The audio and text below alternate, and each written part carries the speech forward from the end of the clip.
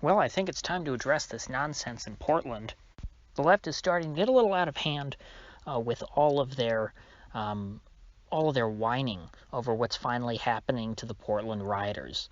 Now, something that I've been seeing popping up across Twitter the last couple days is all these lefties who are, moaning. Well, actually, let me give a bit of a background if you're not familiar with what's going on in Portland. They're rioting, as they tend to do in Portland, and for the last, 50 days now, they've been trying to burn down a federal courthouse. And, of course, the police in Portland, as per usual, are doing nothing to stop the rioting and all of the, the Antifa people. And, of course, this is far beyond Black Lives Matter now, and there aren't many black people in Portland to begin with, certainly not rioting like this. So this isn't really a Black Lives Matter thing. It's just a straight Antifa thing. And so Trump had to send in some feds to protect their property there, which is a perfectly legitimate thing. As far as I'm concerned, I don't know if even me, who's, in principle an ANCAP, who doesn't believe that the United States federal government should even exist, I still think that, well, given that they exist, they have a right to protect their property. And if you want to say, oh, well, this is, they're unjust, they don't deserve that, it's stolen property, no matter what you want to say, well, then that needs to be adjudicated in some kind of a court that has yet to be set up. You can't just go and have a violent mob try and burn down a courthouse and say, oh, well, we're getting justice. No, that's not justice. Shut up. And so when you've got an anti-fascist mob on your hands, the correct response is to crush the anti-fascist mob, as Hans Hermann Hoppe so infamously put it. When you have a bunch of spoiled brats running around acting like they own the place, you need to slap them upside the head. You need to crack some skulls. This is how you deal with a mob.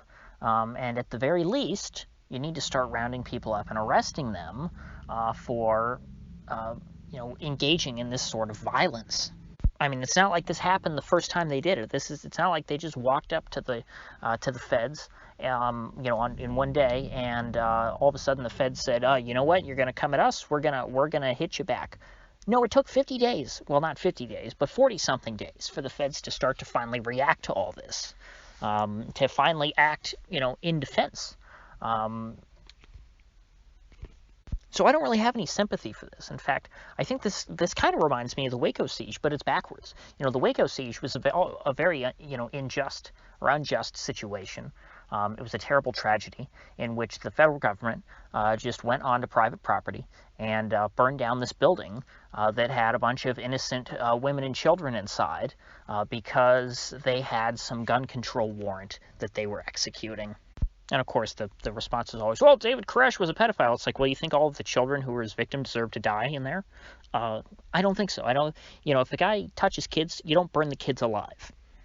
And then when you're done, of course, you don't, pose for pictures on top of their fiery grave or on the ashes of all those dead people in the buildings or whatever. But in this, and so that was a case, a very, obvious case of federal overreach in which the government tyrannically, just literally trampled all over the lives of Americans. But this situation in Portland is quite the opposite. They're not doing that. It's the people in Portland who are trying to trample all over the feds. And so while I'm not a fan of the feds, I can't exactly get mad at them when I see them defend themselves, against this violent mob. Because you know what? The feds are not the aggressors here. It's not going to be very often, in the history of this channel that you're going to hear me say that. But this is one case where they're not. I see nothing that the feds have done wrong so far.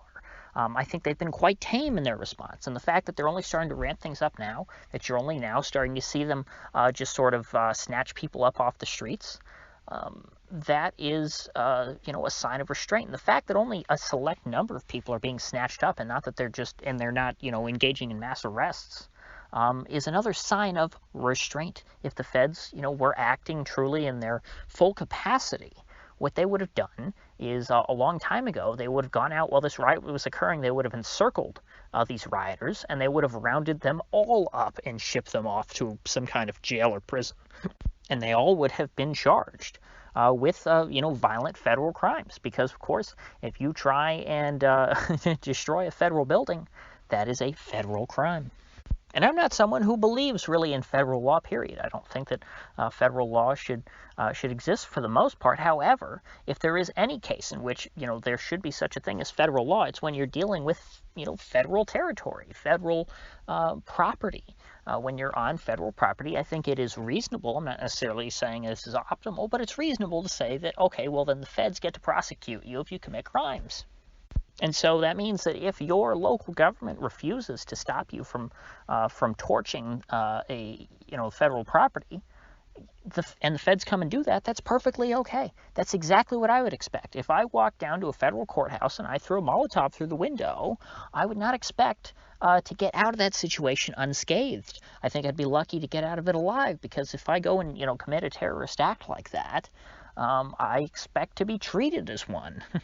And so I think it really demonstrates the privilege that all of these leftists enjoy, that they are coming out and saying, things like Brian Schatz, the senator from Hawaii, saying, oh my gosh, libertarians should be outraged about Portland. It's like, why? Yeah, I mean, this is nothing compared to the kind of crap that libertarians complain about. You think this is anything compared to Waco or to, Duncan Lemp or any of the other, actual police brutality killings, including the George Floyd thing? Like, this is not a case of police brutality. This is not a case of federal overreach in any way that I've seen. And if if that's not the case, if the news reports that I've seen, from Reuters and Vice and other outlets, which I would imagine would be pretty favorable to the left, if there's more egregious examples that I've missed, please, post them in the comments. I'd love to see them. But in these cases, we're far from any sort of federal Gestapo. To me, when I worry about the feds, I worry about the feds going and attacking innocent Americans who have done nothing wrong, who have, done nothing to the feds, who have not gone out and tried to, provoke them even, let alone hurt them, which these people in Portland clearly are trying to, cause bodily harm and damage the property of the feds. I don't have to like someone to believe in their right to self-defense. And in this case, it's pretty easy, because people say, like, oh, well, you libertarians, you're not supposed to like the government, so why are you siding with the government? It's like, no, actually, I don't like either of these groups. Because, of course, if Antifa got in charge, I'd be killed too. So for me personally, Antifa is probably worse than the feds. But anyway, I don't like either of them. I don't like commies.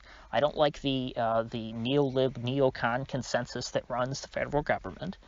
So they're both bad guys in my eyes. I don't really have a horse in this race. It's just kind of looking at it from the perspective of, okay, well, given that everyone has the same rights in my eyes, who's in the wrong here? And so really, I guess I should challenge any of these libertarians, or I should say left libertarians, who maybe are truly alarmed by this. I guess I'd be open to hearing, what your problems with this are. You could say, I guess you could make the argument of, well, something about militarized federal policing. I don't like that the DHS exists. I don't either. I don't think the DHS should exist, period. But that's not the issue here. The issue here is that given the DHS exists, given that federal law enforcement does exist, are they abusing their power? Are they somehow acting as the aggressors? Because that's really what matters, in libertarian legal theory, is who's the aggressor. The aggressor is always the one in the wrong. Those, if you have a violent conflict, there's always going to be an aggressor and a defender. And a court is supposed to adjudicate that. That is justice, where the aggressor gets punished and the, defender isn't. So I challenge anyone who has gotten this far and disagrees with me to, make your case in the comments of how the feds are the aggressors, because I'm very open to that. I don't like the feds. The feds usually are always the aggressors. They're not good guys, in my opinion. At least they don't have good leadership. They're not acting under good statutes. I think the laws that govern them are corrupt and terrible. So, I'm ripe, to hear your point, but I haven't seen any evidence yet. So with that said, if you gained anything of value out of this video, I'd appreciate you clicking that like button and sharing this video. And if you haven't already, please do subscribe, because I do upload every day and I'd hate to have you miss one. So I'll see you folks back here tomorrow.